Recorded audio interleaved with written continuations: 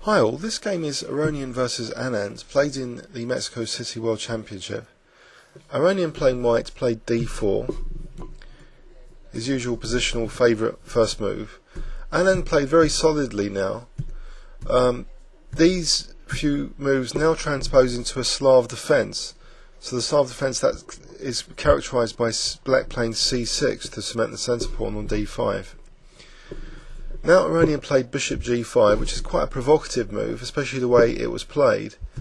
So he's allowing black to play h6, kicking his bishop to h4, and now it's almost, he wants to provoke black to play a further g5 to potentially weaken that kingside position. And he's also sacrificing a pawn on c4, which black now clings onto with this b5 move. Now knight e5 is played, and white has some strong positional compensation for being pawned down. Anand plays very aggressively now. He plays h5, not concerned about weakening the pawns further or the kingside situation later if he castled kingside. Aronian played h4, and now after g4 there's definitely a clear threat of f3 later. But as we'll see, this didn't turn out to be exceptionally dangerous for black. Bishop e2 was played, and now bishop b7. This bishop is potentially eyeing the e4 square, and combined with b4 this could be a dangerous threat to deal with later, with black eventually playing c5 once b5 pawn is supported. So we're going to see that plan come into action later. After castles, knight bd7, queen c2, Anand was glad to exchange off the knights here, simplifying the position a bit, and now played bishop g7. So he is actually preparing now to castle kingside, which he did. So even though he's moved these pawns on the kingside and there is a threat of f3, he's not worried, because after bishop g3, knight d7, he has in mind now, after f3, to counter-attack in the centre immediately. He plays c5, not concerned about this b5 pawn because the d4 pawn's under fire. And also notice this diagonal here will give black an extra tempo after queen e7, queen takes c5 check. So it's a very interesting counter pressure on the centre after white's seemingly effective undermining move of those weakened pawns there. After d takes c, queen e7, so it's a bit unclear how white can gain anything here. If f takes g4, positionally black would be doing very nicely with just sacking that pawn, say hg, and then getting the e5 square for the knight would be very strong positionally, as well as regaining this pawn at least. So here, king h1 was played, and after a6, a4, Anand supported the b5 pawn, so there's a lot of central pressure here, and Anand really doesn't mind this g pawn sacrifice. So it's a nice positional sacrifice idea. Now out of the blue comes knight d5 here. So Aronian wants to use these centre two pawns here, these passed pawns. And first captures the knight, so he's temporarily a piece up. And now he offers the piece immediately back by playing bishop e5. And black does seem to have the positional advantage building up here, especially after white's next move, f4, seemingly just blocking in this bishop, giving Aronian a bad bishop. Was there anything else here? Let's have a quick look at this. If d takes c6, bishop takes g3 is very, very dangerous for white, because although that knight's in pre, queen takes h4 will be mating on h2, king g1, queen h2. So this was a very fine counter move by black, and after this black does seem to have a positional edge. So white regains his piece, and after knight takes c5, black's position on the kingside is a lot more solid than before. White's lost his undermining opportunities of these pawns, and this bishop protects black's king quite nicely, so it's quite snug there.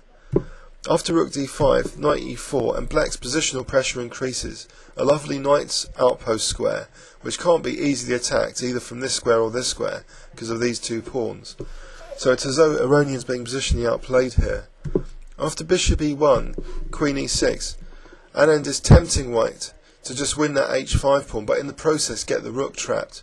And this is what occurred. Black's going to win that rook, win the exchange. First he picks up that c6 pawn though, where he's threatening to. Now here Anand immediately went for that rook with queen f7, so it forces white to sacrifice the exchange. But at least, you know, Aronian must have been thinking at least that horrible knight on e4 is going. But there really isn't enough compensation here for the exchange. After rook e1, bishop e1, it's nearly all over here for white. Rook e6, and black is just, you know, the clear exchange up. Bishop c3, check. White's king is also unsafe. After g3, now rook e3 was played, so Anand goes straight in for the attack now on g3. Queen g2 to defend that g3 pawn. And Anand had just a simplification now with bishop takes c3. And now he further continues his attack by playing f4. Here Aronian played a check, king g7, and after queen a6, which seemingly threatens these quite dangerous checks here on f6 and h6, Anand just played f takes g3, and here actually Aronian just resigned. If king g1, black's probably best move is just queen f7, protecting against the f6 check and not concerned about the queen h6. So if queen h6, king g8, and black's queen is coming in, so white would have to just give up, trade the exchange of queens, and it's just totally hopeless ending for white after rook takes c3. So let's have a quick look, conclusions and summary about this very interesting game. It seemed from the opening we had a very standard, seemingly standard set of moves where black didn't mind just grabbing a pawn and weakening his king side, and more aggressively, you know, continuing this space advantage, not minding the pawns being fixed on these two squares, which in theory would allow white to play f3, undermining that g4 pawn. So this seemed to be the latent plan for white, but Anand's thinking about the central counterattacks here. And first, after that first simplification, he then went back to knight d7 because he's got this c5 or e5 potentially prepared. He used c5 here, which coordinates well with this what white's just done, which is weaken this diagonal. So it's a very timely, very accurate counterattack. So the critical line would be white winning that pawn, but that we didn't see that. Simply, after white's temporary knight sack, black just immediately gave back the piece and seemed to just end up with a big positional advantage, a fantastic knight on e4, and white lost the exchange, to which there didn't seem to be much compensation. So it was a very elegantly played game by Anand, and